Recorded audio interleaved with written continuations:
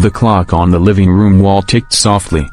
2:00 a.m. Outside, the wind howled against the windows, dragging the faint rustle of dead leaves across the porch. Ethan sat on the couch, staring blankly at the flickering TV screen. He wasn't watching anything, he just needed the noise, anything to drown out the silence. Ever since he'd moved into this old suburban house, the nights had felt uneasy.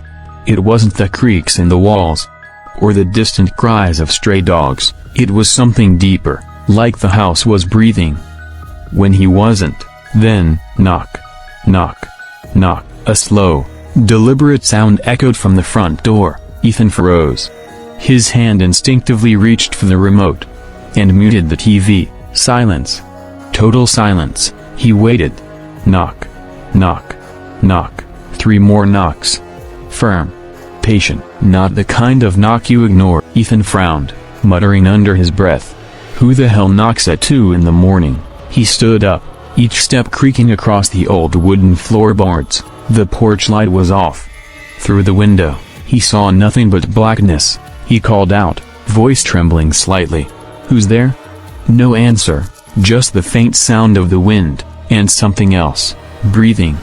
Slow. Heavy. Breathing. His pulse quickened. He leaned closer to the peephole and squinted, and that's when his blood ran cold. Through the fisheye glass, staring right back at him, was his own face. Same eyes. Same hair. Same everything, but there was something horribly wrong. The figure outside had a grin. Too wide, and its eyes, completely black, like 2 pits of endless ink. Ethan stumbled back, his heartbeat hammering in his chest.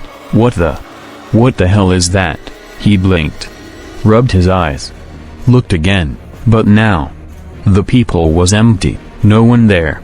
He exhaled shakily, whispering to himself, it's nothing. You're just tired. It's just your mind playing tricks. But then, came the whisper, soft, raspy. And this time, from inside the house, let me in, Ethan. He froze.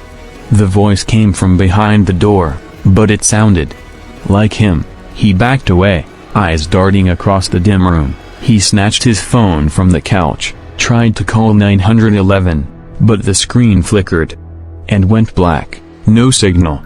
The TV suddenly switched on by itself. Static filled the room, crackling, hissing, and then an image appeared. Ethan, standing at the door, but he wasn't there. He was watching from across the room, yet on the TV, the figure turned its head and smiled right at him. That same grin. Those same black eyes. Then the screen went dark again. The air grew heavier, like the house itself was pressing in. The knocking started again, this time faster. Knock knock knock knock knock. Stop it! Ethan yelled, slamming his fist against the wall. Leave me alone. And then, silence, not even the wind. He stood there, chest heaving. 5 seconds. 10, 15. Then, a whisper. Right behind him. I already am inside. Ethan spun around. But the room was empty. His breath came out in fog. The air was ice cold. And then, his reflection in the TV screen moved. It smiled. He screamed, grabbed the remote, and hurled it at the screen. Glass shattered. Sparks flew. He turned to run. But froze.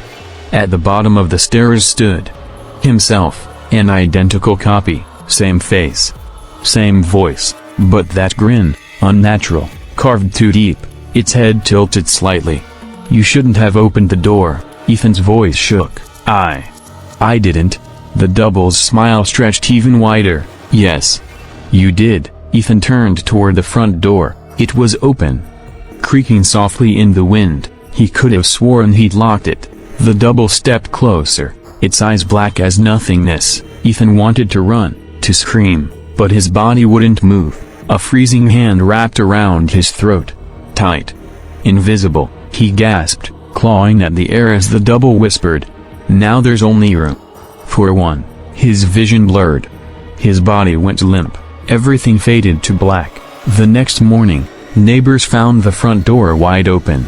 The house was silent. Ethan sat on the couch, perfectly still, staring at the blank TV. When the police arrived, one officer leaned in. "Sir, are you all right?" Ethan turned his head slowly and smiled, that same too wide grin, those same black eyes. No one saw the real Ethan again, but sometimes, when the wind howls through that neighborhood at 2 a.m., residents swear they hear 3 knocks on their doors, and when they look through the peephole, they don't see a stranger, they see themselves. If this story gave you chills, don't forget to like, share, and subscribe for more horror stories every night, because sometimes the one knocking is already inside.